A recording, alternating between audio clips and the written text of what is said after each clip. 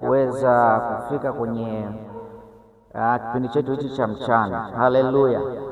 Mungu ametupa neema, ametupendelea na ameturuhusu tuweze kukutana tena majira haya. Tutakuwa na muda mfupi wa kujifunza maneno ya Mungu kama mwendelezo wa somo tulilokuwa nalo tangu siku ya kwanza.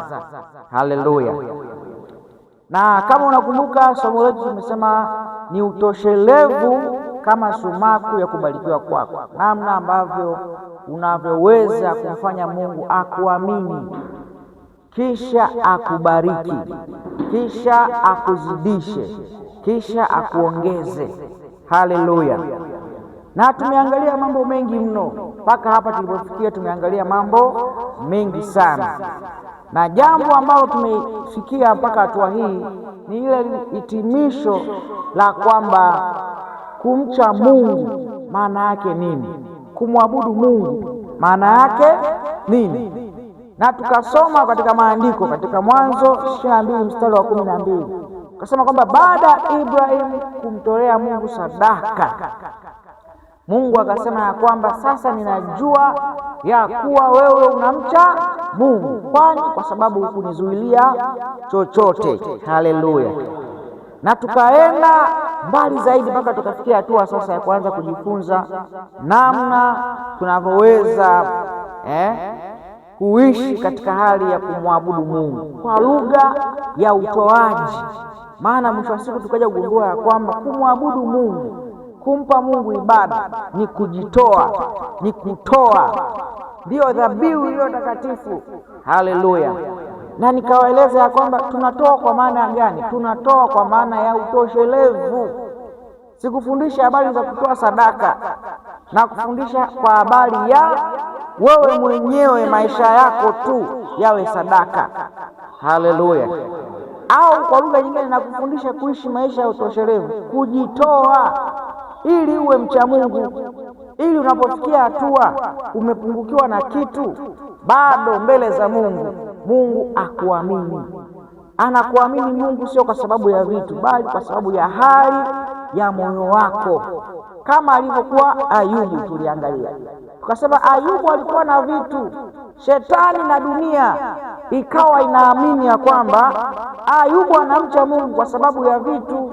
Ni kama vile ambavyo watu wengi huwa wanafikiria au wanasubiria kwamba siku atakapokuwa wamebarikiwa vitu, siku atakapokuwa wamebarikiwa mali, ndio siku ambao wataanza rasmi kumtumikia Mungu.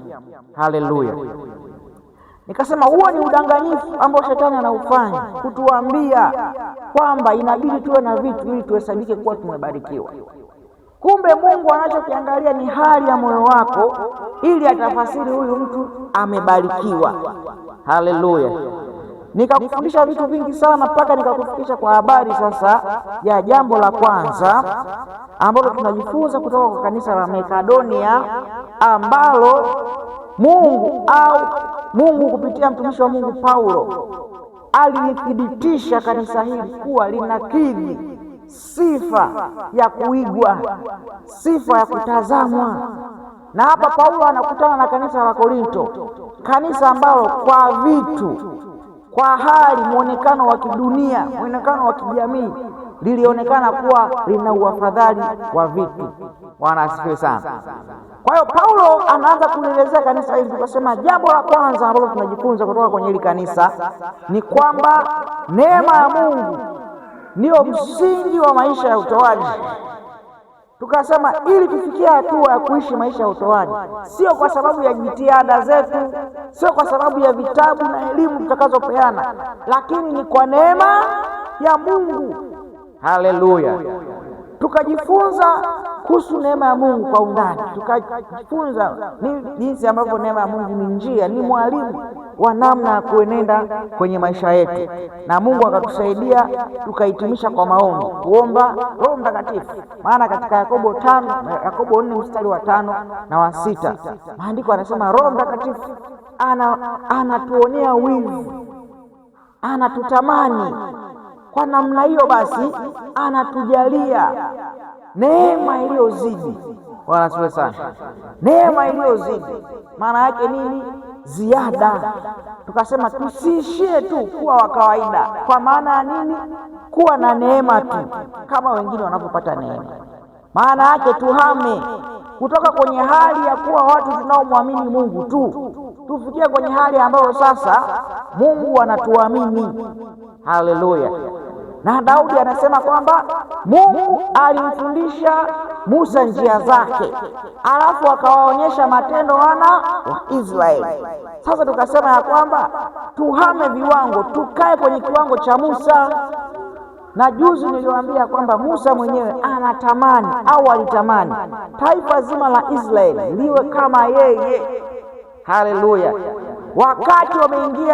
Wakati wale watu wanatabiri kule kambini, wakamfuata Joshua, wakamwambia Musa, kuna watu kule kambini wanatabiri kama wewe, kuna watu wanahubiri, kuna watu wanasema mambo ya Mungu, hemu wazuie.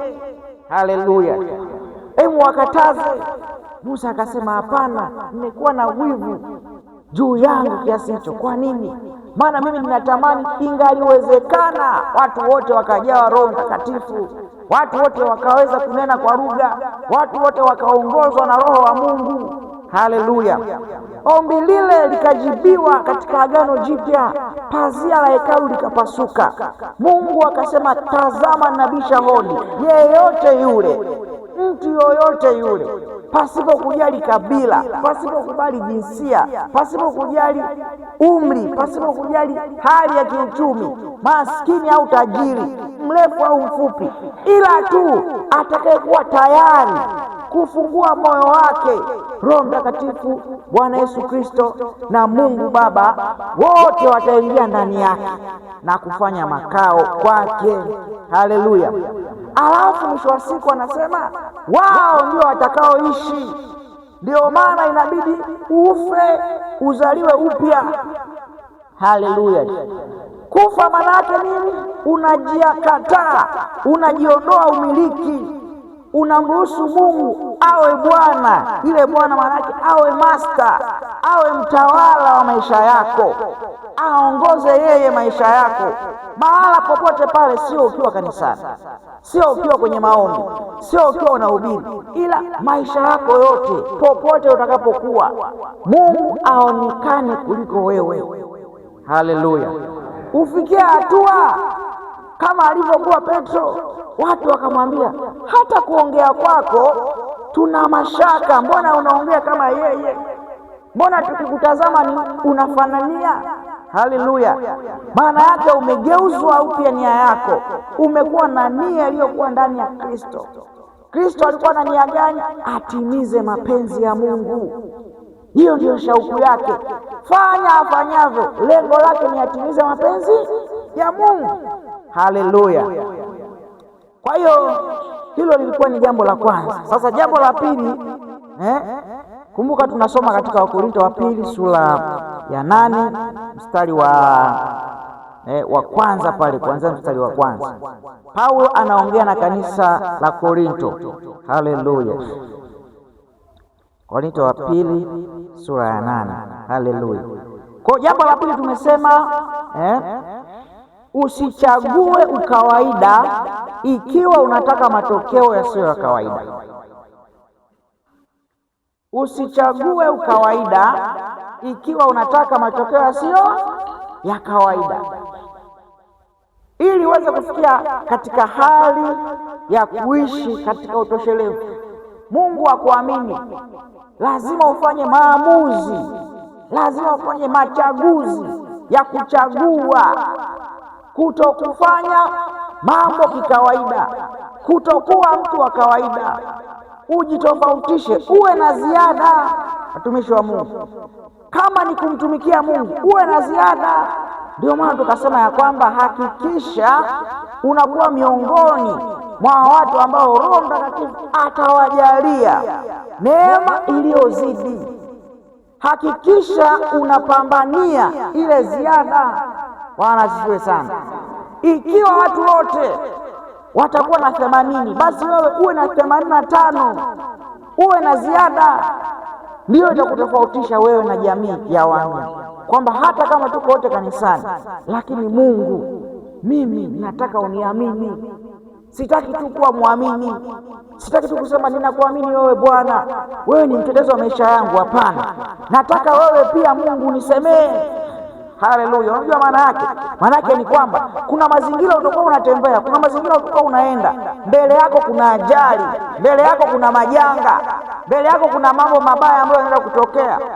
Haujaomba, Bwana asifiwe sana, haujazungumza, lakini Mungu kwa kuwa anakuamini, lile neno ambalo maandiko yanasema ya kwamba na mkiwa katika kuomba na mkiwa katika kunena, mimi Bwana nitajibu. Bwana asifiwe sana. Anasema hata kabla mjaomba Mungu ameshajibu. Ili afikie hatua hiyo, lazima Mungu awe na kuamini. Kwa hiyo sasa, likiwa kuna jambo baya linatakiwa likukute ambalo hulioni, ambalo hulijui, Mungu anatangulia mbele. Anasema malaika, kuna mwanangu anaelekea Nzela, adui ameshaweka mitego kule njiani na mwanangu hajui. Haleluya! Sio kwa sababu aliamka kuomba, yaani Mungu hakulindi kwa sababu umeomba. Na leo watumishi wa Mungu, yaani unaweza ukatoka hapo ukaenda Geita, yaani utakitakacho kufanya ufike salama kule, sio kwa sababu usema jamani tuombe kwanza tuna safari. Nafahamu akili za watu wengi.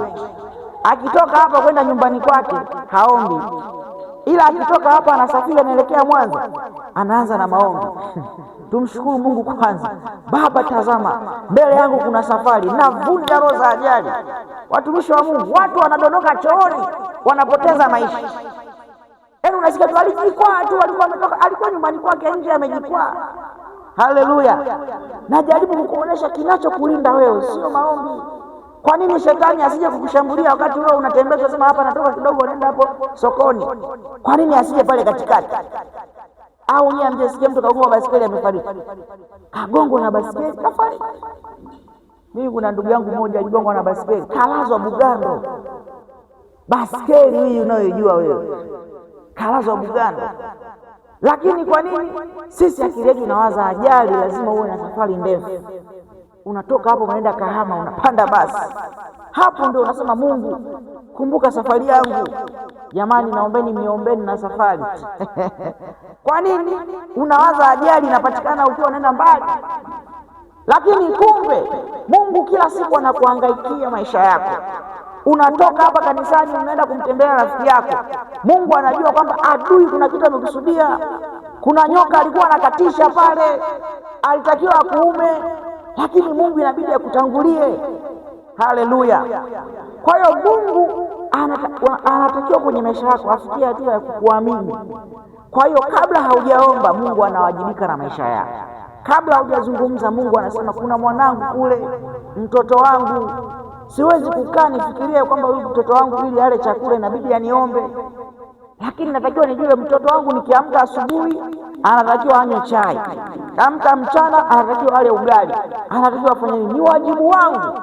Ndivyo ambavyo Mungu anafanya. Kama baba wa duniani, anasema hivi, kama baba wa duniani anaampa mtoto wake samaki na sio nyoka, inawezekanaje kwa Mungu wa mbinguni ambaye ana uwezo wa kuonyesha mvua hata wabaya? Sasa kwa nini ambao amewachukua kama watoto wake, amewafanya kuwa taifa teule, atafanya zaidi. Haleluya! Lakini anasema je, ataikuta imani? Haleluya! Imani maana yake nini? Hali ya moyo wako. Hali ya moyo wako ndio inayotafsiri maisha ya imani. Bwana asifiwe. Kwa hiyo nimesema hakikisha unachagua kutokuwa kawaida ili uweze kupata matokeo yasiyo ya kawaida. Mstari wa 3 hapo, Wakorintho wa pili sura ya 8 mstari wa 3, Paulo anasema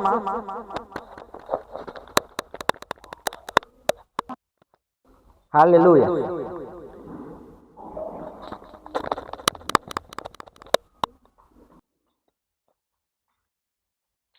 haleluya. Paulo anasema maana nawashuhudia kwamba kwa uwezo wao na zaidi ya uwezo wao, kwa hiari yao wenyewe walitoa vitu vyao. Bwana asifiwe sana. Naona hao jamaa wanachagua kutokuwa wa kawaida. Hili ni ile kanisa nililokuwa nasomea mwanzo. Ngoja niwaunganishie vizuri hapa. Anasema hivi, maana mstari wa pili, maana walipokuwa wakijaribiwa katika dhiki nyingi, maana yake walikuwa na mateso hawa watu, wingi wa furaha yao na umaskini wao uliokuwa mwingi, walikuwa ni maskini ya kutosha. Anasema uliwaongezea utajiri wa ukarimu wao. Mstari wa tatu, maana nawashuhudia kwamba kwa uwezo wao, yani Paulo anasema ya kwamba nawaambieni ukweli. Ingekuwa ni huku Tanzania tungesema angeapa akafanya hivi wanavyofanyaga Waswahili. Haki ya mama, nawaambieni ukweli kabisa, hawa watu sio kwa uwezo wao. Haleluya. Anasema hivi, nawashuhudia kwamba kwa uwezo wao na zaidi ya uwezo wao, kwa hiari yao wenyewe walitoa vitu vyao. Haleluya. Sio kwa sababu mchungaji aliwaita wakamwona Paulo amekuja mtume akawapa neno akawafundisha akawahamasisha halafu wakatoa. Hapana, anasema ni kwa hiari yao wenyewe. Haleluya. Hatukuwaomba, hatukuwaambia, lakini anasema kwa hiari yao na kwa uwezo wao na kwa zaidi. Sasa sisi pointi yetu iko kwenye na zaidi ya uwezo wao walitoa vitu vyao. Bwana asifiwe sana. Haleluya. Hawa watu ni watu maskini, hawa watu ni watu wenye shida, hawa watu ni watu ambao walikuwa kwenye magumu. Paulo ameenda kuwatia moyo. Haleluya. Anafika kule anashangaa, anasema hawa watu wana neema ya ajabu mno, sijawahi kuona watu ambao wana uhitaji mwingi, watu ambao wana shida. Tulitarajia tukifika angalau waseme jamani, angalau umekuja baba, tuna changamoto moja mbili tatu. Paulo anasema hatujazungumza habari za utoaji, lakini hawa jamaa kwa uwezo wao halafu na kwa zaidi ya uwezo wao walitoa vitu vyao wenyewe kwa hiari, sio kwa sheria. Bwana asifiwe sana. Ninyi sipaka muandikiwe kwenye kile kibasha kwamba toa zaka, usipotoa zaka hautabarikiwa, biashara zako hazitakuwa na ulinzi. Hiyo sio hiari. Haleluya. Hiyo ni kwa nini? Umelazimishwa, sheria imekushurutisha. Haleluya. Kwa hiyo hawa jamaa hawakutoa kwa sababu sheria imesema ili ubarikiwe toa. Kwa nini mnamwibia Mungu kwa njia gani? Hamtoi zaka. Hawa jamaa walikuwa tofauti. Haleluya. Ngoja nikufundishe vizuri kuhusiana na zaka ili ubadilike, Mungu akuhamishe viwango. Haleluya. Paulo anaposema ya kwamba hawa watu walitoa kwa uwezo wao. Haleluya. Alijuaje kwamba ni kwa uwezo wao? Alifahamuje kwamba hapa wametoa kwa uwezo wao? Akasema hapana, hawakuishia kwa uwezo wao, anasema na zaidi ya uwezo wao. Haleluya. Sasa kibiblia uwezo wako unapimwa na 10%.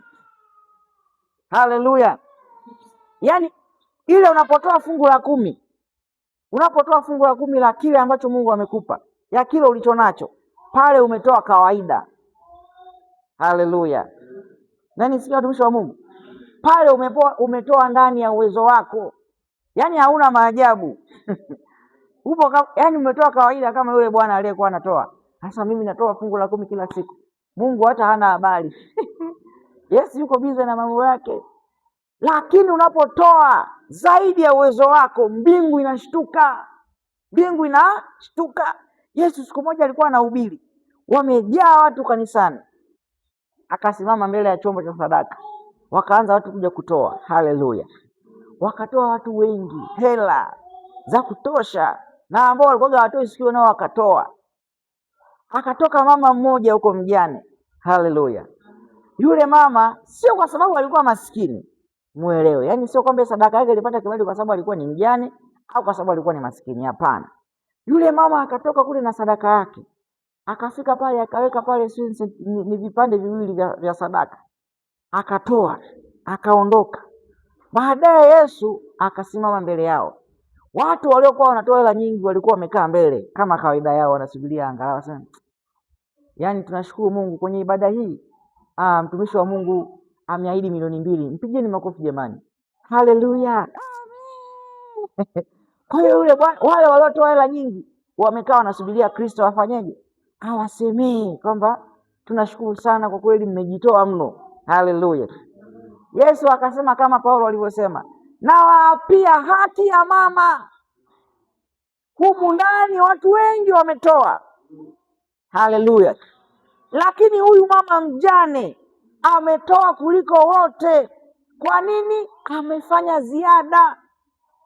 Haleluya, amefanya ziada.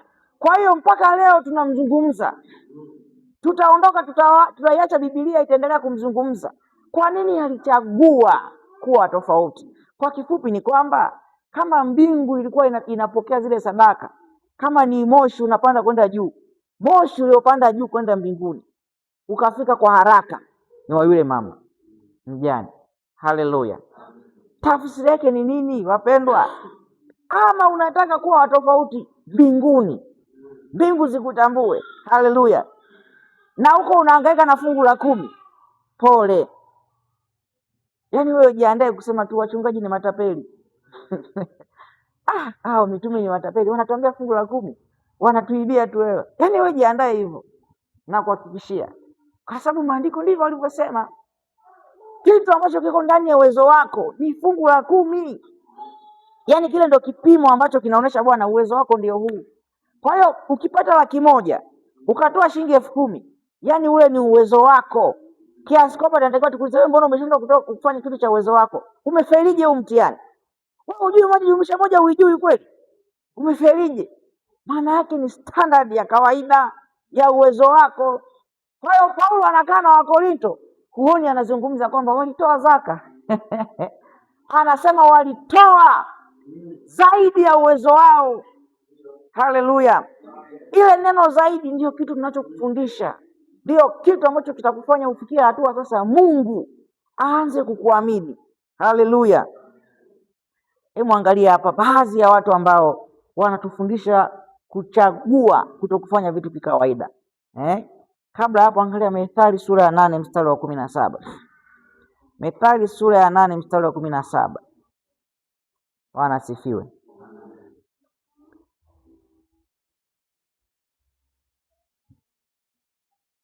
Maandiko yanasema, nawapenda wale wanipendao, na wale wanitafutao kwa bidii wataniona. Haleluya. Kwa hiyo haya maandiko nimewaambia, kusoma kwenye Ufunuo pale, anasema maandiko haya matakatifu isitolewe hata nukta moja. Yaani jinsi yalivyoandikwa, kila neno unaloliona katika maandiko linafaa kwa mafundisho na ni pumzi ya Mungu na hutakiwi kuondoa. Haleluya. Kwa hiyo nataka nikuonesha ya kwamba kale kaneno ambako tumekaona walitoa na zaidi ya uwezo wao, kana maana yake Paulo angeweza kusema kwamba hawa watu walitoa kwa uwezo wao halafu kwa hiari yao. Haleluya. Lakini isingeleta maana kwa nini wameandikwa. Maana ni kwamba walitoa kwa uwezo wao, sawa. Maanake kama ni fungu la 10 wanatoa, lakini hawa watu wamejitofautisha, wamejiongeza zaidi, wakatoa na zaidi ya uwezo wao. Haleluya. Kwa anasema nawapenda wale wanipendao, na wale wanitafutao kwa bidii wataniona. Haleluya. Sio wale wanitafutao. Kwa nini ameweka neno bidii? Nataka nikufundishe kitu uelewe. Kwa nini bidii imewekwa? Inamaanisha ukiendelea na ukawaida utakuwa ni muamini, Mungu hata kuamini. Yaani utaendelea tu kuwa Mkristo, good Christian, utashika sheria zako, safi sana, lakini Mungu anatafuta kale kabidii. Sasa ili ufikie Mungu aonekane kwenye maisha yako, ajifunue kwa maisha yako. Unamwona Musa alikuwa na Mungu anamwambia Miriam, huyu Musa nitazungumza naye uso kwa uso, ila nyinyi nitazungumza kwa ndoto. Haleluya. Umeona tofauti hiyo? Yaani Mungu akizungumza na Musa anasema huyu mwanangu Musa nitazungumza naye uso kwa uso. Haleluya. Lakini nyinyi nitaongea na ninyi kwa ndoto, kwa maono. Yaani ukiwa umelala ndio inabidi sasa Mungu aje azungumze na wewe. Lakini kuna watu wanaongea na Mungu moja kwa moja. Kwa nini? Kuna ziada. Na nimewafundisha asubuhi, Musa alitambua hicho kitu, akasema Mungu, nimepata neema sawa, lakini nifundishe njia zako nipate neema zaidi iliyozidi, neema iliyozidi. Kwa hata kwenye kumtafuta Mungu lazima uzidi. Ndio maana anasema wanitafutao kwa bidii wamevuka. Yaani ni wacha Mungu sio kawaida, ni wacha Mungu walio na ziada. Haleluya. Sasa ikiwa tunatamani matokeo ya utofauti, tunatamani Mungu atuamini, tuhame kwenye hali ya kumwamini tu, tufikie hatua ya kwamba maisha yetu yanazungumza. Hatujapiga magoti, hatujaomba, lakini Mungu aseme nitaenda kumtembelea mwanangu. Haleluya. Yaani hatuuiti uwepo wa Mungu kwa sababu ya maombi. Wakati Adam yuko vizuri na Mungu, anaishi kwenye baraka, bado dunia haijaingiwa na laana, Mungu mwenyewe alikuwa anashuka, anakuja kumtembelea Adam. Sio kwa sababu Adam alikuwa amepiga magoti anasema Bwana na uje leo, kwa nini umetuacha Bwana, uje ututembelee. Jamani, tuvute uwepo wa Mungu kwanza. Haleluya. Tuanzeni tuvute uwepo wa Mungu. Baba, tunaita uwepo wako, alienda wapi? Unaita uwepo wa Mungu, ulienda wapi? Maana Kristo anasema mimi nitafanya makao ndani yenu. Haleluya. Sasa unamuita aje, alienda wapi? Haleluya. Lazima ujue kwamba kwenye maisha yako Mungu anatakiwa ahusike na maisha yako, sio kwa sababu umemtafuta wewe, ila umemtafuta kwa bidii, unapisi umuone. Umefikia hatua maisha yako Mungu anahusika moja kwa moja. Anasema kwa maana yeye hujishughulisha sana na mambo yetu. Haleluya. Yaani anapambana kwa ajili yako. Shetani analalamika, anasema huyu si umemzungira na wigo wako, umeilinda familia yake. Kwa nini? Sio kwa sababu Ayubu kalikuwa kamefunga suka naomba, hapana, ila ni kwa sababu alikuwa na moyo wa kumcha Mungu, alikuwa na moyo wa kumwabudu Mungu. Kwa kila namna shetani anavyofanya njia hapati mpenyo, kila anapojizungusha anakutana na wigo, fence ya kutosha. Haleluya. Kwa tutamani, ndugu zangu, tutamani kufikia hatua Mungu atuamini, maisha yetu yazungumze mbele za Mungu. Haleluya.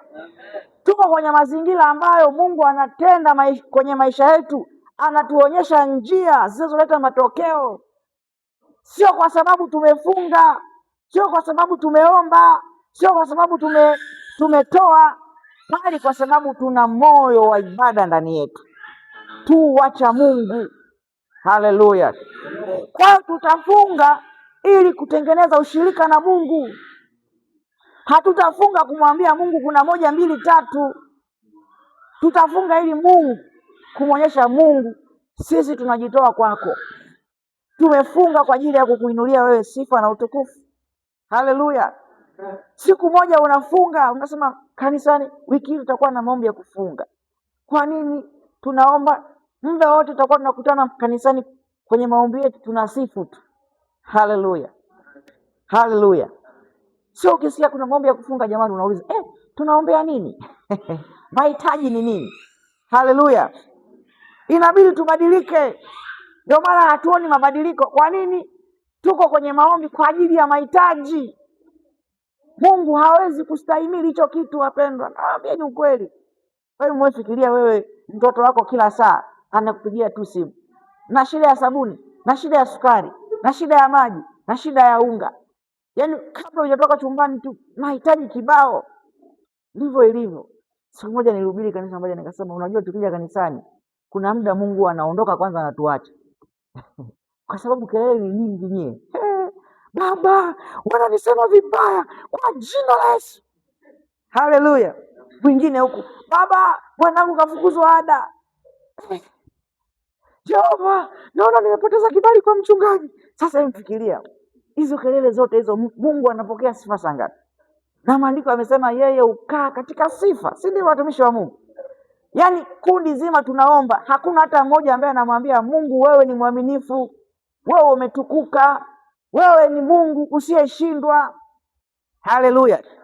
Kwa hiyo Mungu anakaa zake mbali, anasubiri muombe, mkimaliza ndo anakuja. Haleluya! Akija anakuta mmeshaondoka. Kwenye kitabu cha Isaya pale anauliza ya kwamba mbona niliita na hakuna aliyeitika? Bwana asifiwe sana. Ngoja niwasomee, maana maandiko mengine ni matamu ni matamu, sio ya kukuelezea, tunaweza kusema hata halipo. Isaya. Sasa muombe Mungu anionyeshe ni mstari upi. Haleluya! Ni Isaya ngapi ile? Ni Isaya 20 ni Isaya. Haleluya! Kwa hiyo Mungu anatamani aje kwenye ibada zetu, ahudhurie, ajidhihirishe, lakini kinachomzuia sasa wakati mwingine jamani ni makelele yetu. Yaani akisikia leo Jumapili kuna ibada, Mungu anasema Mungu wangu, hawa watu wamekuja tena. Yaani Mungu mwenyewe anasema Mungu wangu. Ni maajabu nini? Mama, wamekuja tena. Kwa nini? Wakija hao jamaa ni purukushani, viti vyenyewe vinanyanyuliwa huko ndani. Kwa jina la Yesu, Bwana, watesi wangu wakuone wewe. Kanyanyua kiti karusha kule. Kwa Mungu akisikia kesho tena utakuwa kuna maombi ya ibada, jamani anasema siendi kule. Siendi, maana ni balaa. Bwana asifiwe. Ni hatari. Sasa epuka. Mungu anaanza kuogopa kuja kwenye maombi yako. Mungu anaanza kusema jamani inakuwaje? Isaya sura ya 50 mstari wa 2. Ni kuonyesha hapo jinsi ambavyo watu huwa tunapishana na muujiza. Yaani wakati wewe umekuja, Mungu anaondoka zako kwa sababu anaona hili ni balaa. Ni moto. Majira haya. Yaani ni kama ilivyo Januari ile. Januari si makanisa mengi yanakuwa yamefunga pale. Mungu anapataga shida pale. Anasema hampati kwa kuwa hamuombi. Na hata mkiomba maomba vibaya. Haleluya. Kwa shida sio maombi, shida ni kwamba unaomba vibaya. Hebu nikuulize swali. Yesu alikuwa na tabia kwenda mlimani kuomba. Si ndivyo watumishi wa Mungu? Hivi wewe kujiuliza Yesu alikuwa anaomba nini? Nani anaweza kuniambia Yesu alikuwa anaomba nini kule mlimani? Kwa sababu alikuwa hasomeshi, si ndio watumishi? Alikuwa hasomeshi, alikuwa hafanyi biashara. Yaani alikuwa anaenda kuomba nini? Bwana asifiwe sana. Hiyo ndio utapata tafsiri ya kwamba maombi ni nini? Ushirika wako na Mungu. Hauko kwenye mahitaji. Mimi nimekwambia, mimi nikiwa rafiki yako wewe, kila siku nakuletea mahitaji tu. Ndugu yangu asiye chumvi imeniishia leo. Kesho yake sasa ndugu yangu nataka niende hapo nisaidie hata kinauli kidogo. Sasa ndugu yangu, mtoto wangu bwana sijui amejikwaje, nataka nimpeleke dispensary. Sasa ndugu yangu nisaidie basikeli yako, nataka niende mara moja nikaangalie viazi shamba. Bwana asifiwe sana. Kuna siku ukiona simu yangu, tu simu yangu unasema huyu naye sijui ana nini leo. Haleluya. Ndivyo ilivyo kwa Mungu. Yaani wewe kila ukipiga simu kwa Mungu 1, 2, 3, 4, 5, Mungu akisema akikuona umefungua tu mlango umeingia anasema amekuja. Leo sijui anakuja kuniambia nini. Haleluya. Amen. Na kufundisha umpe Mungu ibada. Ushirika wako uwe wa Mungu, kupewa ibada. Isaya 50 mstari wa 2 anasema basi nilipokuja mbona hapakuwa na mtu? Je, anasema nilipoita mbona hapakuwa na mtu aliyejibu? Je, mkono wangu ni mfupi hata nisiweze kukomboa? Au je, mimi sina nguvu za kuponya? Tazama, kwa kukemea kwangu naikausha bahari, naikausha mito ya maji, naifanya kuwa jangwa. Samaki wao wanuka kwa sababu hapana maji, nao wafa kwa kiu. Haleluya. Na nisikia vizuri watumishi wa Mungu. Haleluya. Mmesikia nilivyokuwa nasoma haya maandiko? Au katoto kamewachanganya kale? Mungu anauliza hivi, sawa watumishi wa Mungu. Anasema hivi, nilipokuja mbona hapakuwa na mtu? Haleluya. Kwa hiyo kumbe Mungu huwa anakuja. Sasa jiulize, Mungu huwa akija anatakiwa kute mazingira gani? Soma maandiko yote utakuta tu mahali pameandikwa kwamba katika sifa Mungu hushuka. Si ndivyo watumishi wa Mungu? Si ndivyo? Sasa Mungu anatafuta majira ya sifa. Kila akija kwenye sifa hawakuti. Kila akija kipindi ambacho anatarajia mwe mnamsifu Mungu, hakuti mtu. Kwa hiyo unajikuta kila siku unaomba, unalia kwa Mungu, unasema nitafunga siku 40 na mtafuta Bwana. Kumbe unapiga kelele, kila Mungu akija hakukuti. Anasema nilipoita, mbona hakuna aliyejibu? Nilikuwa wapi? Yaani Mungu mwenyewe anashangaa. Alafu anasema, "Hebu angalieni. Je, mimi Mungu sina nguvu za kuponya? Sina Mungu za kukutendea hicho unachokiomba? Yale mahitaji yako mimi Mungu sina nguvu ya kufanya? Mkono wangu je, ni mfupi kwamba siwezi kutimiza haja za moyo wako?" Anaelezea ukuu wake, anasema unaiona bahari? Mungu anaweza akaamua bahari maji yake yaishie wapi. Yeye ndio mwamuzi. Na anavyosema kwamba na mimi ndio nayeamua mito ya maji yanakauka, samaki wanakufa kwa kiu. Ni maamuzi yake. Anashindaje sasa kujibu mahitaji yako? Ila kinachotokea ni nini? Akija hakukuti, akikuita hauitiki. Kwa nini? Hauna muda, yaani uko busy. Wewe ni kuvunja tu, wewe ni mahitaji yako tu, ni kumimina moyo wako kwa mahitaji. Ila Mungu anataka umpe ibada, ashuke. Akishuka mwenyewe, yeye ni Baba, yeye ni Mungu anayejua yote. Haleluya! Yaani wewe uhitaji kumweleza Mungu ya kwamba hauna ada, kwa sababu Mungu anajua nywele zako ziko ngapi. Sembuse ada, asijue. Ila anataka ni kwamba aikute moyo wa ibada.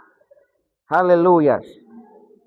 Kwa hiyo jambo hili la pili tunasema ya kwamba usichague kuwa wa kawaida ikiwa unataka matokeo yasiyo ya kawaida. Hakikisha unazingatia neno ziada katika yote. Haleluya! Wafalme wa pili sura ya 4 mstari wa kwanza. Wafalme wa pili sura ya 4 mstari wa kwanza. Tuongeze spidi sasa, watumishi wa Mungu. Wafalme wa pili mstari wa kwanza. Basi mwanamke mmoja miongoni mwa wake za wana wa manabii alimlilia Elisha akasema, mtumishi wako mume wangu amekufa. Nawe unajua ya kuwa mtumishi wako alikuwa mcha Bwana, na aliyekuwa na mdai amekuja ili ajitwalie wana wangu wawili kwa kuwa watumwa. Haleluya! Kuna stori moja hapa Elisha anakutana na huyu mama mjane. Sasa maandiko yanatufundisha kwamba huyu mama mjane mume wake alikuwa ni mtumishi wa Mungu. Haleluya! Huyu mama anasema kwamba wewe Elisha unafahamu ya kwamba mume wangu alikuwa ni mcha Bwana, alikuwa ni mcha Mungu. Haleluya! Haleluya! Huyu mwanamke aliyefariki anathibitishwa kwamba alikuwa ni mchaji wa Mungu. Nikasema kumcha Mungu ni mtu wa aina gani? Ni mtu ambaye ana utoshelevu ndani yake. Haleluya!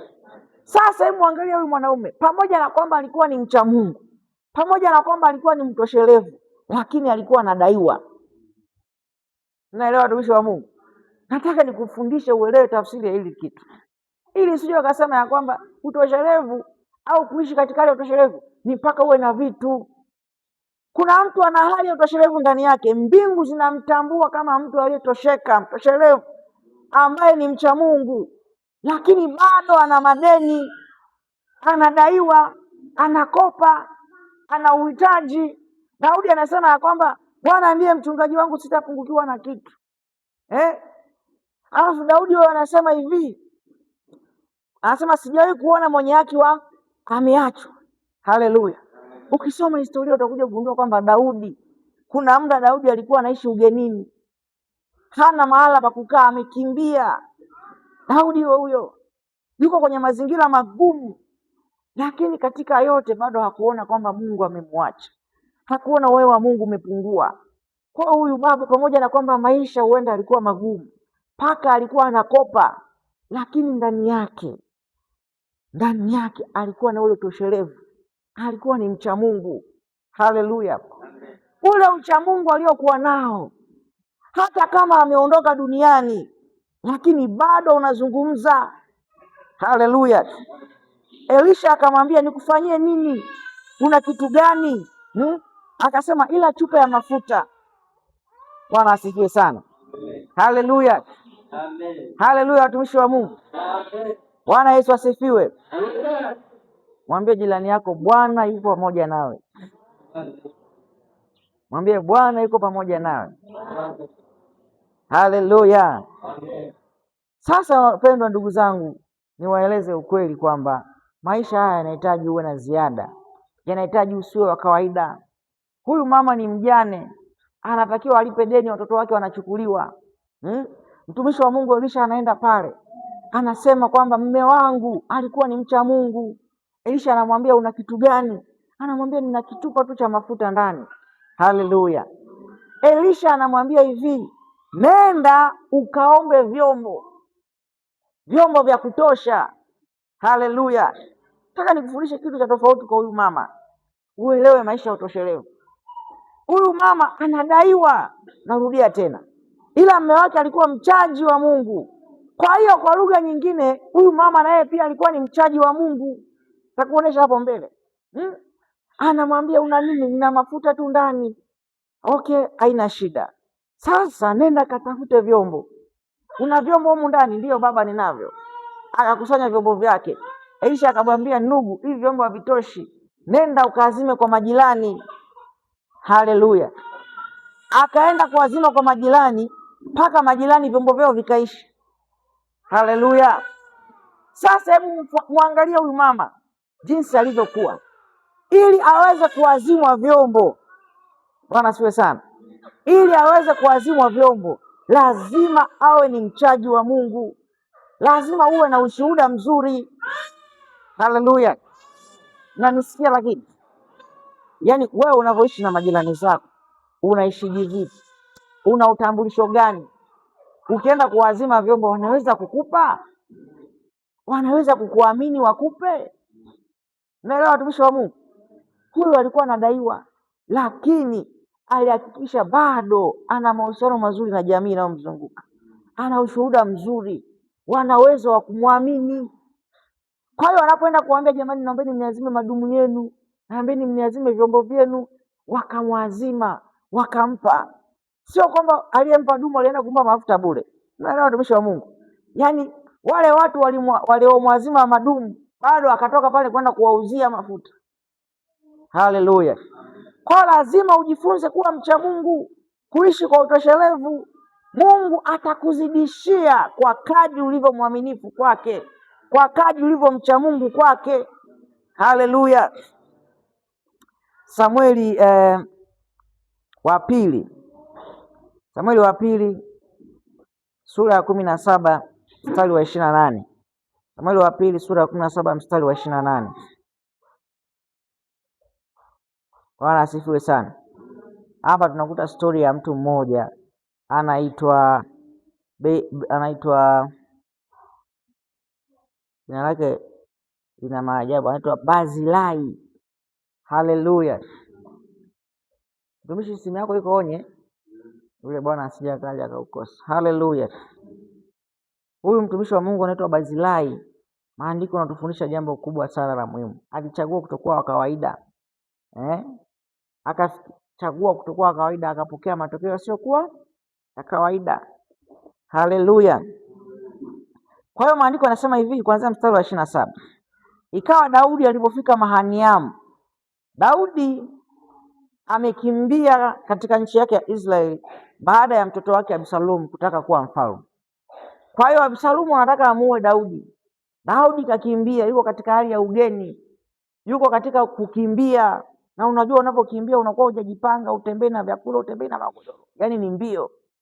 Haleluya. Kwa amefika katika mji wa Mahaniamu Daudi.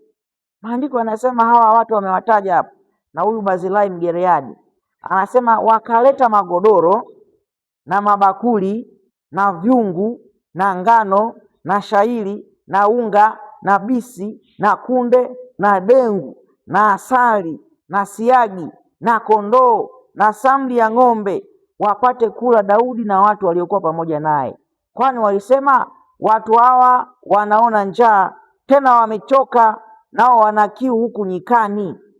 Bwana asifiwe sana. Na watumishi wa Mungu, Daudi yuko katika kukimbia, kafika katika nchi ya ugeni.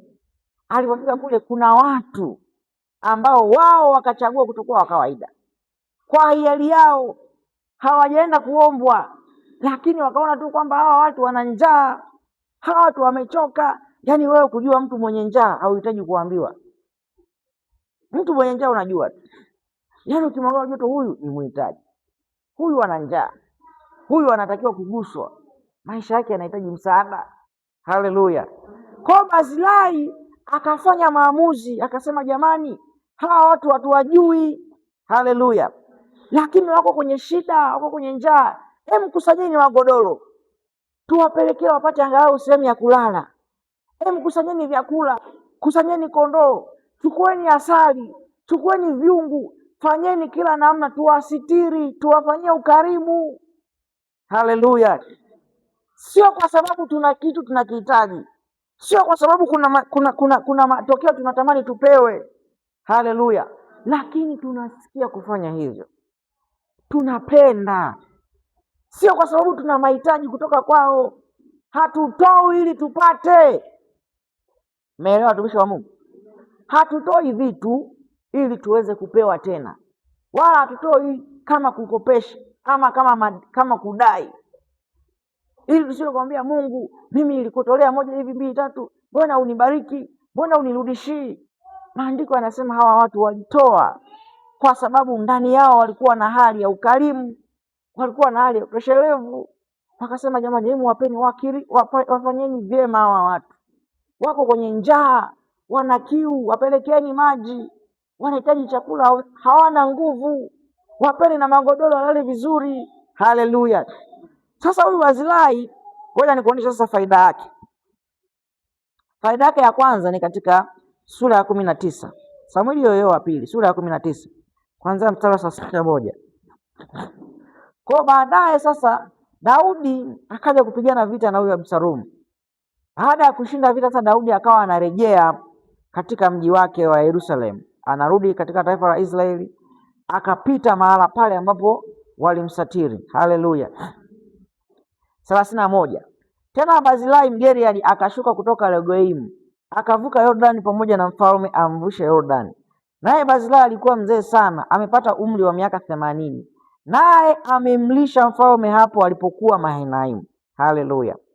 Kwa kuwa alikuwa ni mtu mwenye cheo kikubwa huyo Mahanaimu, naye mfalme akamwambia Barzilai, uvuke pamoja nami nitakulisha kwangu huko Yerusalemu.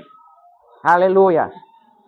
Kwa Daudi alipokuwa na shida, alipokuwa na njaa, kuna mtu alienda akamtendea wema kwa kupenda, kwa hiari yake. Haleluya.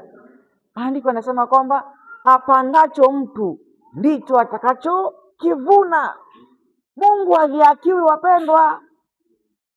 Yaani kuna vitu unaona kwenye maisha yako havitokei, ni kwa sababu ya ulichokipanda. Kwa hiyo anasema ya kwamba huyu Barzilai yeye aliishi, ilikuwa ni maisha yake ukarimu, akatoa kwa hiari yake, akawapa magodoro, akawapa chakula, akawasitiri vizuri. Baada ya muda kupita, Daudi ameshinda vita, anarudi Yerusalemu, anamwambia, ndugu yangu, naomba twende wote katika nyumba ya mfalme, nikakulisha chakula mimi kule, nikakuhudumie, kwa sababu umri wako umeisha enda. Bwana asifiwe sana. Kwa kumbe huyu Barzilai kama asingegundua kwamba anatakiwa amtendee wema huyu mtu, anatakiwa atoe, apande mbegu ya utoaji, maana yake asingekutana na neema hiyo. Haleluya. Ukisoma story hapo mbele utaona huyu Barzilai kwa sababu ya miaka mingi sasa akaomba angalau asiende kule. Haleluya. Sasa mstari wa 38. Baadaye ule wema wa Daudi kwa huyu Barzilai unaenda kwa mtoto wake sasa. Anasema, mfalme akajibu, haya Kimhamu na avuke pamoja nami nitamtendea yaliyo mema machoni pako, na kila utakalotaka kwangu mimi nitalifanya kwa ajili yako. Haleluya! Mmesikia watumishi wa Mungu? Maandiko yanasema hivi, Yesu alifundisha akasema, lolote mliombalo kwa jina langu, lolote, si ndio watumishi wa Mungu? Lolote mliombalo kwa jina langu mimi nitalitenda. Haleluya! Sasa ili neno hilo litimie kwenye maisha yako, lazima uwe na moyo wa ukarimu, uwe na moyo wa utoaji.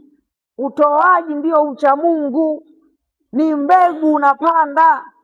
Hautoi kwa sababu unahitaji, bali unatoa kwa sababu ni wito wako, ni maisha yako, ni ibada yako, kwa hiari yako. Haleluya! Kwa hiyo huyu mtoto wa huyu mama, wa huyu baba, anakuja kupata neema ya kuishi kwa mfalme, halafu chochote anachokitaka anatendewa. Haleluya! Ngoja nikuonesha hapo, hata baada ya mfalme Daudi kufa kuishi, bado ule wema, ile mbegu aliyopanda ule mama iliendelea. Wafalme wa kwanza sura ya pili, Wafalme wa kwanza sura ya pili mstari wa 7, maandiko anasema ya kwamba Daudi anaongea na Sulemani, anampa wosia, anampa maelekezo, anampa neno la mwisho. Mstari wa 7 anasema ya kwamba, lakini wafanyie mema wana wa Barzilai, wawe miongoni mwao walio mezani pako, kwa jinsi walivyonijalia nalipokuwa nikimbia mbele ya Absalomu ndugu yako. Wanaweza wasiwe sana. Miaka imepita, miaka ya kutosha, lakini ile mbegu ya yule mama yule ndugu aliyeitoa kule Barzilai, yule bwana, mbegu ya utoaji, ya kumjali mfalme katika shida. Haleluya! Maandiko anasema hivi, amhurumiaye masikini anamkopesha Mungu. Haleluya! Yaani ikiwa wanadamu tu wakikukopesha wanakudai riba, na wanajisikia raha, inawezekanaje Mungu wewe umkopeshe afa akulipe bila riba? Haiwezekani. Lazima Mungu, kama umemkopesha shilingi 1,000,000, kwa kawaida sasa, kwa hesabu za kibinadamu, anatakiwa akulipe 1,000,000. Haleluya! Kwa anasema ya kwamba katika hiyo Wafalme wa kwanza sura ya pili, anamwambia Sulemani, lakini uwafanyie mema wana wa Barzilai Mgiriadi, wawe miongoni mwao walao mezani pako, kwa jinsi walivyonijiria nilipokuwa nimekimbia mbele ya Absalomu ndugu yako. Haleluya! Kwa hiyo kadri unavyomtendea wema muhitaji, kadri unavyomkumbuka muhitaji, unamkopesha nani? Mungu. Kwa hiyo katika siku ambazo wewe huenda utakuwa haupo, huenda utakuwa umekufa kama yule bwana ambaye alikuwa amekufa akamwacha mke wake mjane, lakini ule ucha Mungu unakuja kudai mbele za Mungu. Haleluya! Kwa hiyo huyu bwana ameshakufa, lakini mfalme Daudi pia anaelekea kufa. Sulemani mtoto wa Daudi kapewa maelekezo kwamba hawa watu wasiache kutendewa wema. Kwa nini? Kwa sababu ya utoaji waliotoa. Haleluya! Hiyo ndio hazina ya wewe kutenda mambo isivyo kawaida. Mungu lazima ahakikishe anagusa maisha yako, lazima ahakikishe anakuheshimisha, kwa kuwa umemfanyaje? Umejitoa kwake. Kwa hiyo ndugu zangu, ibada tuliyo nayo kwenye maisha yetu ambayo inagusa moyo wa Mungu, inafanya Mungu atuamini, ni kama nilivyowaambia, maandiko yanasema, lolote muombalo kwa jina langu, lolote muombalo kwa jina langu, mimi nitalitenda, mimi nitalifanya. Haleluya! Kwa hiyo kama ahadi ya Mungu ndiyo hiyo, lazima ujue Mungu aweze kukutendea lolote utakalo, lazima ufanyeje? Haleluya! Kwa hiyo hakikisha unazingatia hicho kitu, kumtolea Mungu isivyo kawaida. Usitoe kwa kulazimishwa. Pili, usitoe kawaida, toa zaidi ya uwezo wako. Ndio kama yule bwana alikuwa na vitu vingi sana, Alipoambiwa toa zaidi ya uwezo wako, akasema hapana, fungu la 10 nitatoa, sawa, sheria zote nitashika, sawa, toa basi zaidi ya uwezo wako. Mtihani, akakimbia. Bwana asifiwe sana. Kwa hiyo ili uweze kuingia kwenye hatua ya Mungu kukuamini, hakikisha unazingatia kuishi maisha ambayo yanakuwa na ziada. Kama ni kumtafuta Mungu, namtafuta kwa ziada. Kama ni kumwabudu Mungu, unamwabudu kwa ziada. Na kumwabudu Mungu, nimekwambia, unatoa. Jitahidi kuhakikisha unatoa kwa ziada, ili Mungu akutazame, jicho lake liwe kwako. Lazima ukubali kuwa tofauti. Jambo la 3, anasema kuwa na utayari. Haleluya. Ili uweze kuwa mtoaji mzuri, ili uweze kufikia hatua ya kumwabudu Mungu au kumcha Mungu kwa njia ya ibada, ambayo tumesema ibada ni kumtolea Mungu, ni ule utayari ulionao. Haleluya. Moyo wako unapokuwa tayari mbele za Mungu, ndivyo ambavyo unapata kibali mbele zake. Mungu anaangalia utayari wako, sio vitu unavyovitoa, sio kiasi unachokitoa, ni ule utayari wako ndani yake. Wakorintho wa pili sura ya 8 mstari wa 3.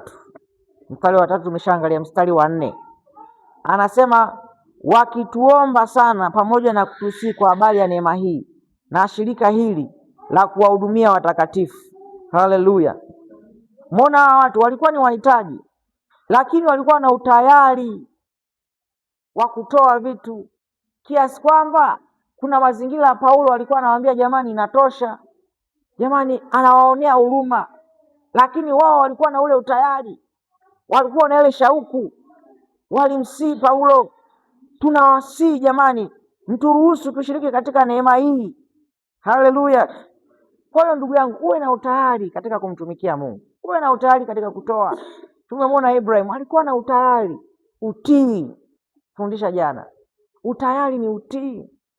Mungu akikwambia nini, je, una utayari kiasi gani? Mungu akikuita mahala, una utayari kiasi gani?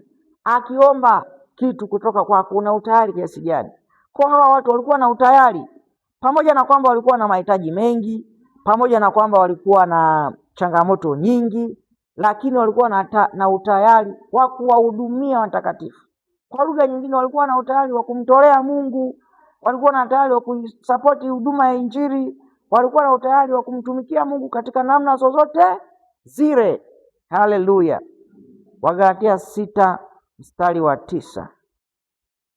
Utayari ni kitu chochote na cha muhimu katika kufanya uwe na moyo wa utoaji. Haleluya. Wagalatia 6:9.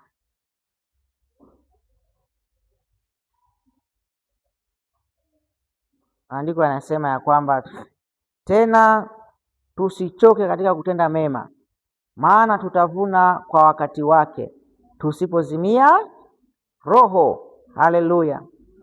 Tena tusitoke kutoa, tusichoke kutenda mema, tusichoke kutoa. Bwana asifiwe sana. Tuwe na utayari katika kumtumikia Mungu, tuwe na utayari katika kutoa, tena tusichoke, maana tutalipwa tusipozimia roho.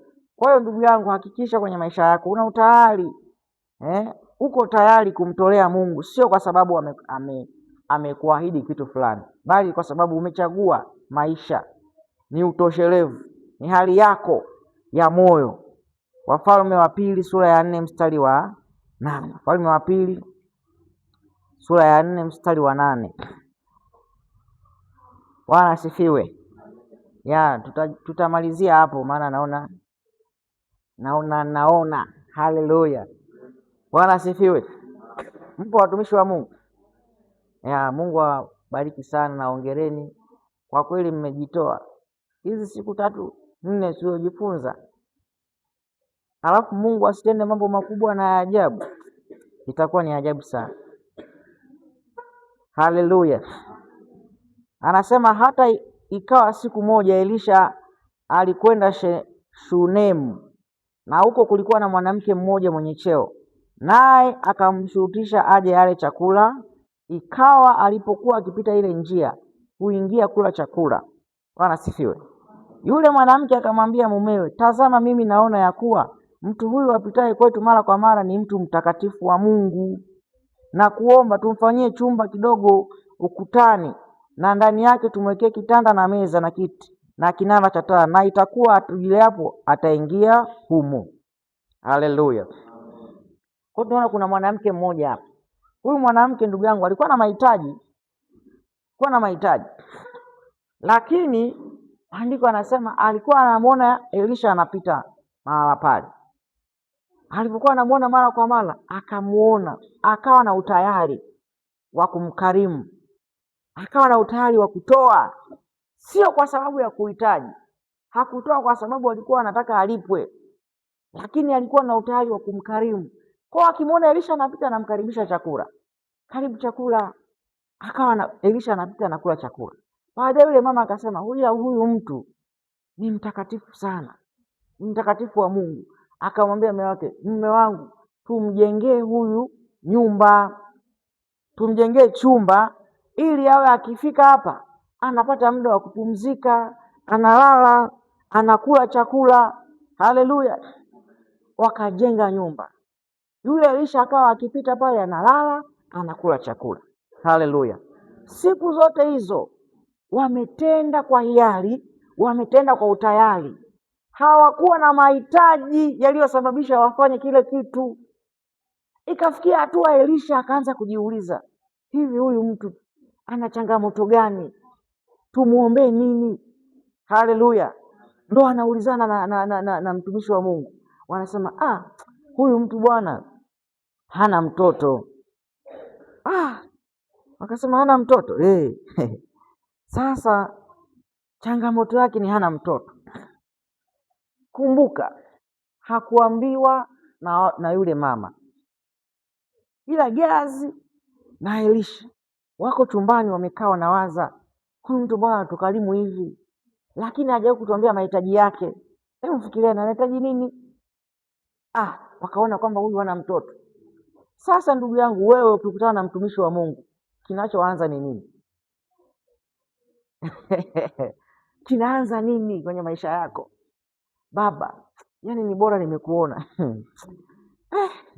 Yani unikumbuke kwenye maombi. Kwa kweli, yani siwezi tu kukuelezea, lakini uniombee tu. Haleluya. Ndivyo tulivyo. Baba na mama wamekaa kwa muda, hawana mtoto. Maisha yanaenda vizuri, lakini mtoto hawana. Wamemwona mtumishi wa Mungu, wakamwambia karibu chakula. Haleluya. Tunatoa sio kwa sababu tunahitaji. Ndivyo Mungu anavyofanya. Yaani kama unatoa ili Mungu akupe, wala haangaiki na wewe. Nimeambia kile kilichoandikwa kwenye Biblia kina maana. Hawa watu wamejitolea kumkarimu mtumishi wa Mungu, wanampa chakula. Wakaona chakula haitoshi, wakasema tumjengee na nyumba, angalau awe nalala, awe huru. Huenda alivyokuwa akija alikuwa tu wanakula, labda anaenda kulala kwenye kigesti, kwa anaishi kwa shida maeneo yale. Wakasema tusishie tu kumpa chakula, awe nalala na hapa, halafu tumwekee na kitanda kizuri, tumwekee na, sio kwa sababu kuna kitu tunahitaji. Haleluya. Sasa moyo wa hivyo ndio moyo ambao Mungu anateseka, anajiuliza, nifanye nini kwa huyu mwanangu? Nimtendee nini? Haleluya. Yaani Mungu anawaita malaika. Anaomba, jamani, mnamuona Janet kule Kakubilo? Hebu angalie. Huyu mtu ni mkarimu sana. Ananipa ibada mara kwa mara. Akiingia kanisani ananitukuza. Hebu niambieni, mnaonaje? Kuna kitu gani anapungukiwa? Mungu anajiuliza, unapungukiwa nini? Sio wewe umekimbilia mara ya kwanza tu umefika. Kitu cha kwanza unachojua angalau ni kuanza na maombi ya rehema. Haleluya. Bwana nitakase, maana huenda nimekutenda dhambi. Huenda yaani unaenda kutubu alafu unamwambia Mungu huenda nimekutenda dhambi, labda kwa kuwaza au kwa kufikiri. Bwana unirehemu ili maombi yangu yapate kibali mbele zako. Amen. Baba, katika jina la Yesu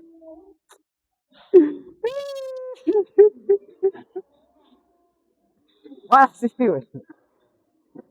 Nini kilichotokea? Unakimbilia mahitaji. Mungu yeye anachokitaka ni ibada. Haleluya! Ukimpa Mungu ibada, anajishughulisha na mambo yako, yaani anakuangaikia. Anasema haiwezekani, mbona huyu hana mtoto, mbona huyu amepungukiwa mtoto? Lakini nini? Alitangulia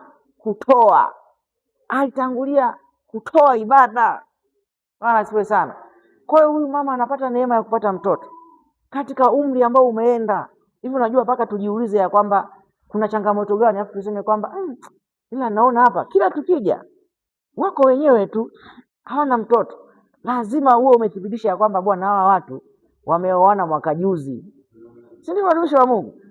Kwa sababu huwezi kukuta eti mtu ameoa ana mwaka mmoja ameoa tu afu mwanze kuona ana uhitaji wa mtoto, tutawashangaa. Haleluya! Lakini miaka 10 hana mtoto, sema wale kwa kweli wana uhitaji wa mtoto. Wale kwa kweli inaonekana wana changamoto za mtoto baada ya muda wa kutosha. Kwa hiyo yule mama wa watu hajanyanyua kinywa chake kusema ya kwamba naomba mtoto, ila amefanyeje? Amepeleka ibada, ametoa.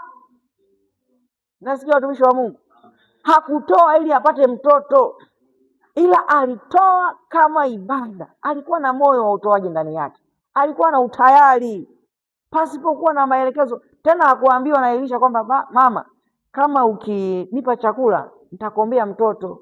Hapana, hakumwambia sasa mama, kama mkinijengea chumba nitaombea mpate mtoto. Hapana, ila alichokifanya nini? Alitoa. Huyu ndugu yetu Ibrahim na yeye hivyo hivyo akapokea wageni, malaika wale amewapokea, akasema fanyeje? Msiondoke kwanza.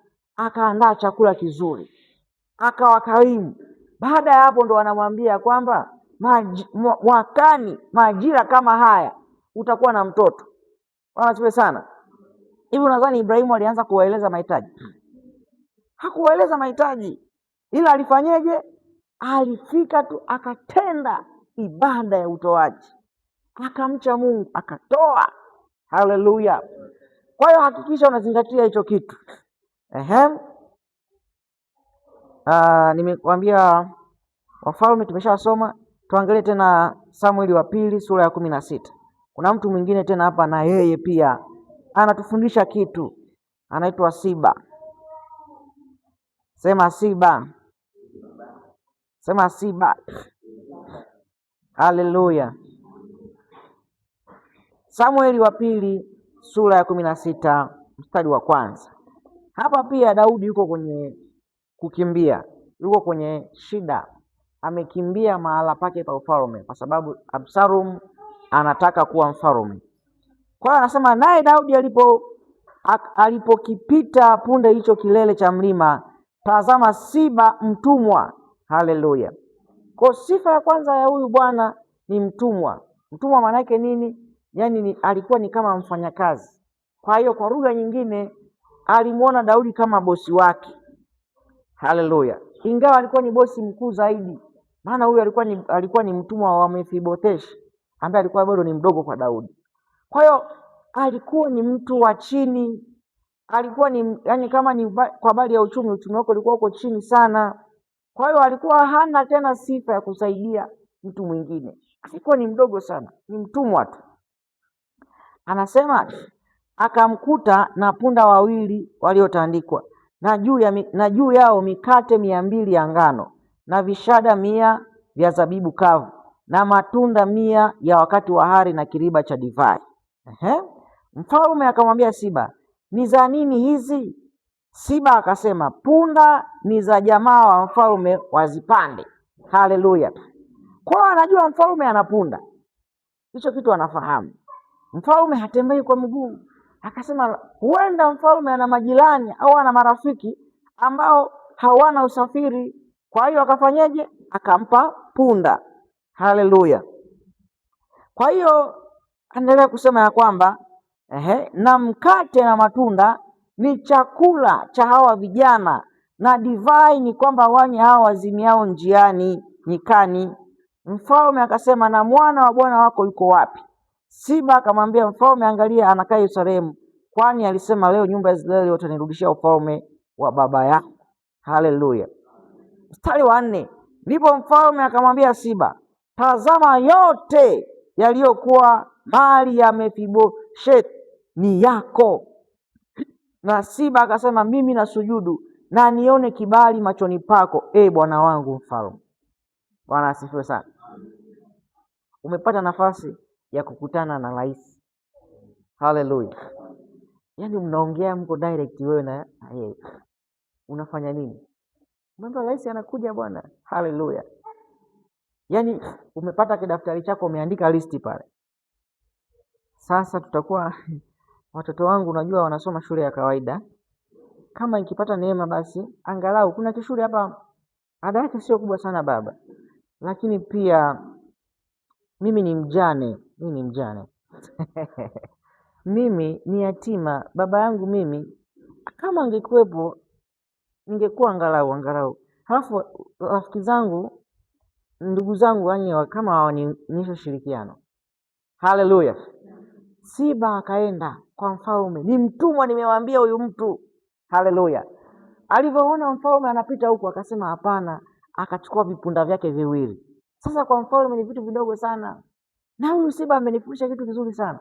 Yeye alichoenda kukitoa akasema, katika ninavyovitoa ni vidogo mno kwako baba, kwa hiyo ninavitoa kwa ajili ya watu wako.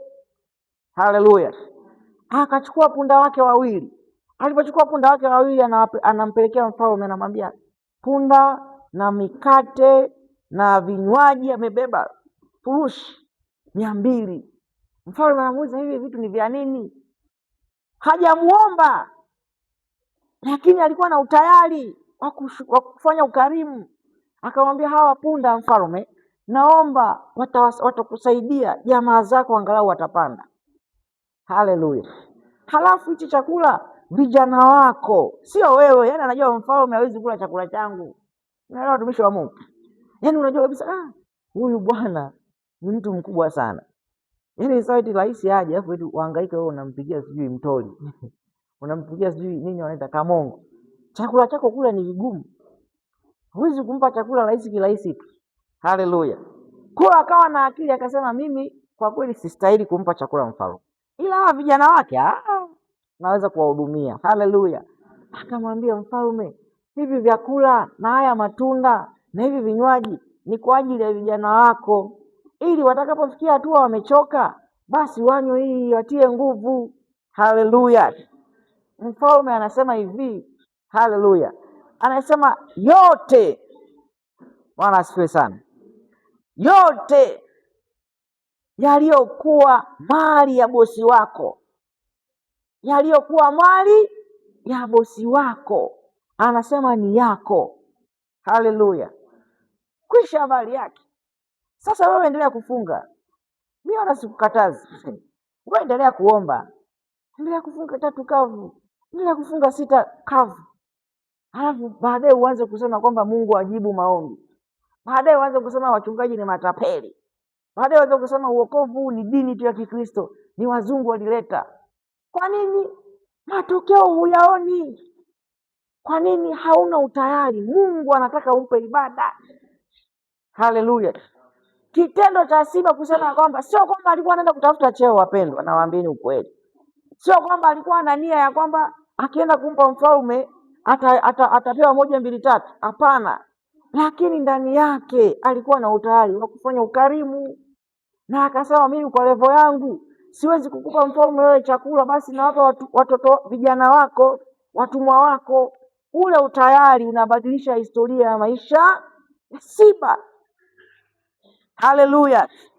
Sasa wewe katika kile ambacho Mungu amekupa, katika kile kidogo ulichopewa, je, una utayari? Hawa watu wa Makedonia wakamwambia Paulo, hapana. Paulo alikuwa na wakati mwingine anawazuia, anawaambia jamani, nyinyi hali yenu jamani ni mbaya. Nyinyi ndio tunahitaji, yani sisi ndio tunapaswa kuwahudumia nyinyi. Lakini wakamwambia, wakamsihi, wakamwambia usituzuilie. tunataka tushiriki katika kuwahudumia watakatifu, tunataka tushiriki katika kutoa. Haleluya, Bwana asifiwe sana, watumishi wa Mungu. Hiyo ni shauku ambayo unatakiwa uwe nayo kwenye maisha yako, kuhakikisha ya kwamba unakuwa wa kwanza katika kukarimu, unakuwa wa kwanza katika kuwagusa wengine, kuwafanya wengine Mungu aguse maisha yao, sio kwa sababu kuna kitu unahitaji. Nimewaambia na nimewafundisha mifano mizuri. Haleluya, kuna mazingira ambayo unabidi umkarimu mtu ambaye anajiweza. Bwana asifiwe. Huyu ni mtumwa. Mtumwa anaenda kumkarimu mfalme. Akili zetu wanadamu na mawazo yetu yalivyo ni kwamba huyu anayejiweza hawezi kumpa. Kwa ukimuona tu wewe ndo wa kwanza kueleza mahitaji yako. Haleluya. Lakini kuna wenzetu waligundua, na tunaona hata kwenye Biblia wameandikwa ili tujifunze kwao, watu waliogundua siri za maisha, siri za kufanikiwa, siri za kuinuliwa, siri za kupokea majibu ya maisha yao. Wakaamua ya kwamba sisi tutakuwa watoshelevu. Haleluya.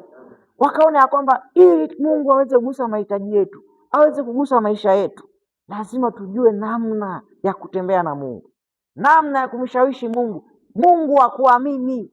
Yaani kifupi ni kwamba Mungu alimwangalia yule Siba akasema, kama huyu bwana katika hali ya utumwa tu, katika kipato chake hicho cha 50,000, lakini bado akasema hapana, naweza na mimi kumtolea Mungu, naweza na mimi kujitoa. Mungu anakuamini.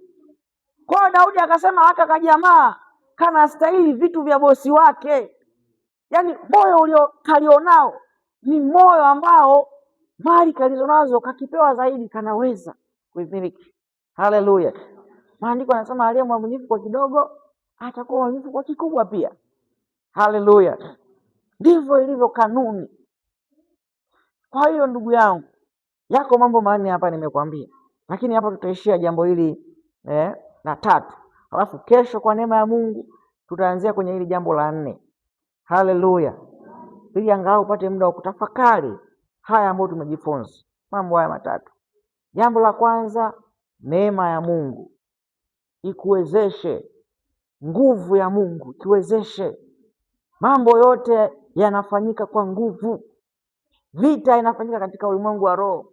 Neema ya Mungu ni muhimu ili Mungu akuonyeshe njia ya kupita.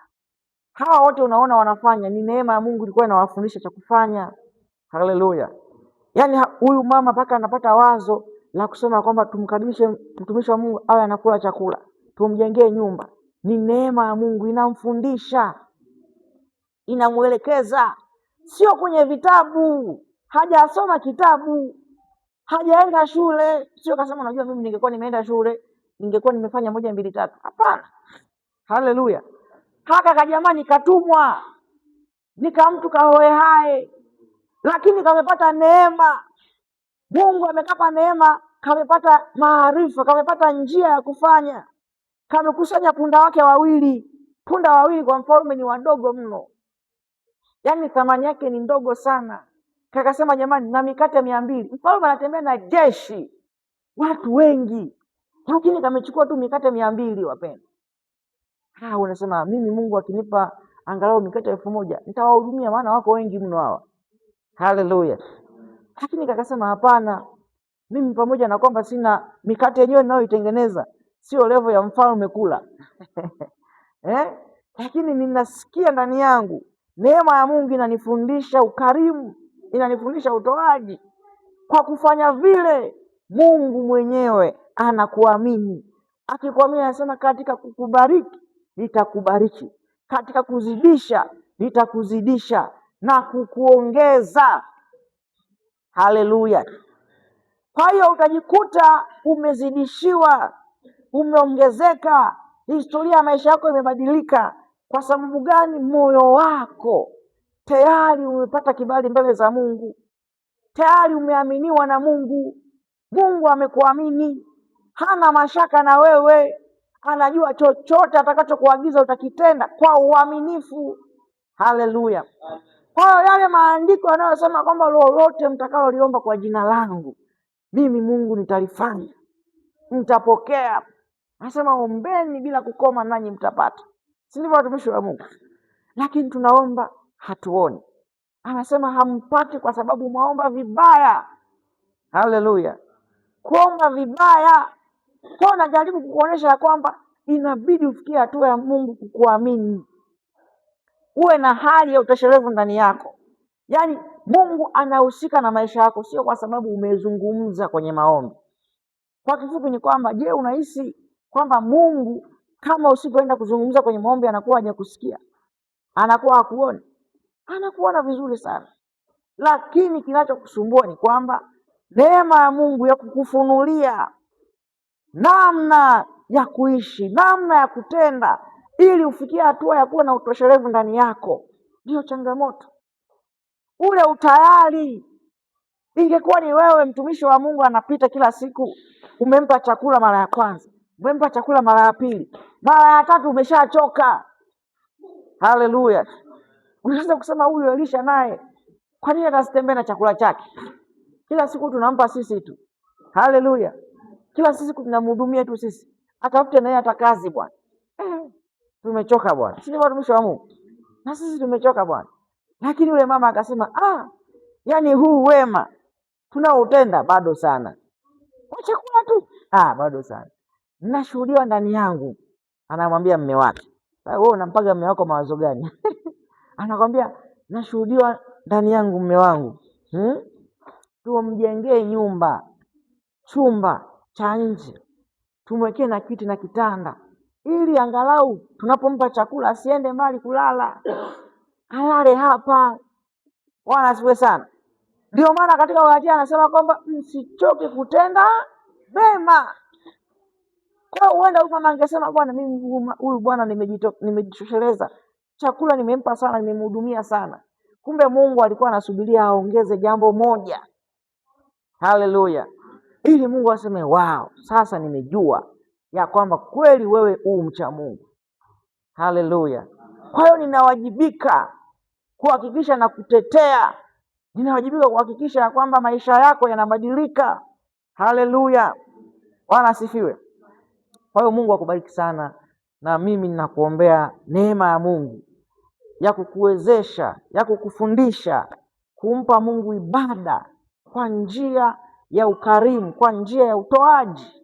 Ibada, kumcha Mungu kunakamilika pale ambapo unashindwa kumzuilia Mungu kwa chochote. Mungu anakuamini kwa kuwa unaweza kumpa chochote. Uko tayari katika majira yote, wanasema maandiko, majira yafaayo na yasiyofaa. Haleluya. Sasa sisi majira yetu yasiyofaa na yanayofaa ni kwenye kuhubiri. Kwamba uwe tayari kuhubiri muda wowote. Umejiandaa hujajiandaa? Hapana. Uwe tayari muda wowote kumpa Mungu ibada. Na ibada ni nini? Ibada ni kumtoa Mungu, kumtolea Mungu. Haleluya. Kumtolea Mungu nini? Unamtolea Mungu maisha yako. Unamtolea Mungu mwili wako. Nimewaambia chochote kile ambacho unacho kina mahusiano na mwili wako. Haleluya. Fedha zote zile ambazo unazo, unapoitoa maana yake umeunyima mwili wako. Chochote kile unachokifanya maana yake umeunyima mwili wako. Sasa kama unaupenda mwili wako, maana yake umemkataa Mungu. Maana huwezi kusema sina kitu. Huna kitu. Thamani ya mwili unaijua. Mwili uliopewa wewe thamani yake ni kiasi gani? Ili umwambie Mungu sina kitu cha kukupa. Haleluya. Kwenye mbuga za wanyama tu mnaonaga vikesi vile. Mtu amemgonga sui faulu, amemgonga sui nyati. Anaambiwa alipe hela za kutosha. Uliwahi kwenda sehemu kaambiwa mtu akimgonga mwanadamu analipa shilingi ngapi? Eti ukimgonga mtu unatakiwa ulipe shilingi ngapi upendo? Haina thamani. Thamani yako ni kubwa. Kwa hiyo ulichonacho ni kikubwa mno, na Mungu ndicho anachokitaka. Basi kwamba ni kidogo au ni kikubwa ni mawazo yako, ni akili zako. Yaani wewe ndio unayejua kwamba hichi nilichonacho ni kidogo. Lakini Mungu anachokitaka ni kwamba niko tayari kukupa. Niko tayari kukuachia vyote nilivyo navyo ni vyako. Haleluya! Kamkate kadogo kamoja, lakini kanabadilisha maisha ya yule mama, kanambadilishia na kumtengenezea historia kubwa, kwa sababu alikubali. Lakini alitakiwa ajihesabie kwamba hana kitu, anatakiwa ajionee huruma. Haleluya! Kwa hiyo tamani kumwabudu Mungu. Hii ndiyo shauku ya Mungu kwenye maisha yako. Yale yote ambayo Kristo anasema, tafuteni kwanza ufalme wa Mungu. Kutafuta ufalme wa Mungu maana yake ni kumcha Mungu. Tafuta sana kwa bidii kumcha Mungu, kumpa Mungu ibada, kumwabudu Mungu katika yote unayoyatenda, ukiwa kanisani, ukiwa kazini, ukiwa nyumbani, katika mazingira yako yote. Hakikisha jambo la kwanza na la msingi, Mungu anatukuzwa. Mungu anatukuzwa, utukufu unarudi kwake. Hiyo ndio ibada. Unampa Mungu ibada katika majira yote, katika raha, katika shida. Unahakikisha uko tayari kumpa Mungu ibada. Bwana asifiwe sana. Halafu anasema hayo mengine yote mtazidishiwa. Yale hatuombi. Unaelewa watumishi wa Mungu? Kesho nitawafundisha somo hapa. Kesho nitawafundisha somo wapendwa. Kuna mambo tunazidishiwa, sio tunaomba. Mnaelewa? Narudia tena. Kuna mambo ambayo ni ya kuzidishiwa, sio ya kuomba. Na kwa mfano sisi tunaiamini Biblia ndio role model wetu. Haya tu tuliyosoma hapa. Nani hapo ameona au mmoja wapo aliyeomba? Nani aliyeomba? Hamna. Huyu Simba aliomba chochote kile? Hajaomba. Kilichotokea nini? Alizidishiwa. Alikuwa mtumwa akapewa ukuu. Yule Barzilai alifanya nini? Aliomba? Hapana. Lakini kilichotokea ni kwamba alizidishiwa. Kwa hiyo katika mazingira yoyote yale, lazima ujue kwamba tunatafuta ufalme wa Mungu kwanza. Huo ndio tunaouomba. Yesu alifundisha kuomba, akasema ya kwamba nanyi mtasali hivi: Baba yetu uliye mbinguni, ufalme wako uje. Hilo ndio ombi. Yaani ukipiga magoti, unachokiomba wewe, Mungu ufalme wako uje kwenye maisha yangu. Uwepo wako utawale maisha yangu. Neema yako itawale maisha yangu. Nguvu zako zitawale maisha yangu. Roho Mtakatifu atawale maisha yangu. Hayo ndiyo maombi. Halafu hivi vitu vingine ni ziada, ni unazidishiwa. Kwa lazima ujue kipaumbele chako ni kipi, ili usije ukawa unawekeza nguvu kwenye vitu vya kuzidishiwa wakati hakuna nguvu ya kukuwezesha kufikia hivyo vitu.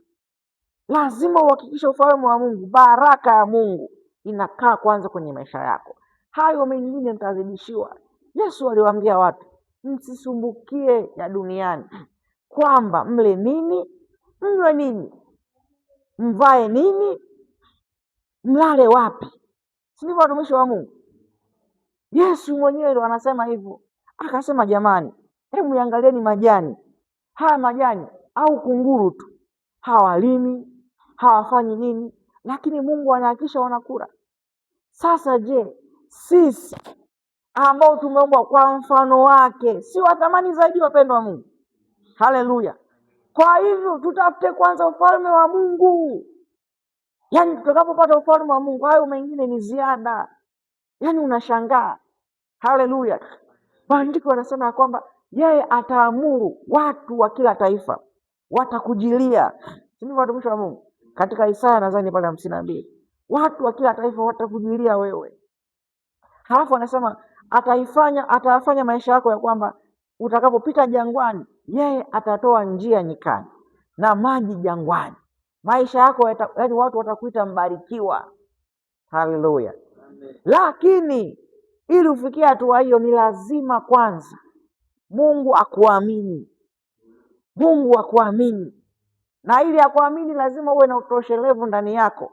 Ukatae kuwa mhitaji. Mahitaji mengi ni ziada. Lakini Mungu anataka tuwe na hitaji ya kwamba ufalme wako uje. Haleluya! Ufalme ukishakuja, ndugu yangu, haya mengine yote yanakuja ni ziada. Mungu analeta watu sasa. Sasa hivi ndugu yangu, tunaanza kuhangaika. Sisi ndo tunatafuta watu. Unakuja kwenye maombi, ukitoka kwenye maombi unaanza kuchukua simu yako naangalia nimpigie nani hapa. Pigie nani? Nampigia. Halo. Ndio bwana. Nilikuwa kwenye maombi, Bwana ameniambia nikupigie na changamoto kidogo hapa. Na kama maandiko yasemavyo wataendaje walipopelekwa? Bwana asifiwe sana. Yaani Mungu amesema kwamba yeye ataleta watu wa kila kabila na kila taifa. Atatoa kwa ajili yako hao watu. Si ndio watumishi wa Mungu? Ndio umetoka kwenye maombi. Badala usubiri Mungu alete, wewe ndio unaanza kutafuta. Kwa nini umekimbilia kuomba ziada wakati unatakiwa uombe kwanza ufalme wa Mungu?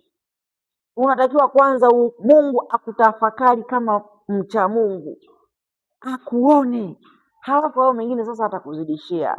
Haleluya, amen. Naona watu watumishi wa Mungu, Mungu anawaletea watu ambao maisha yao yote yanapata uhakika wao na watoto wao. Neema ya Mungu inatembea nao. Kwa nini?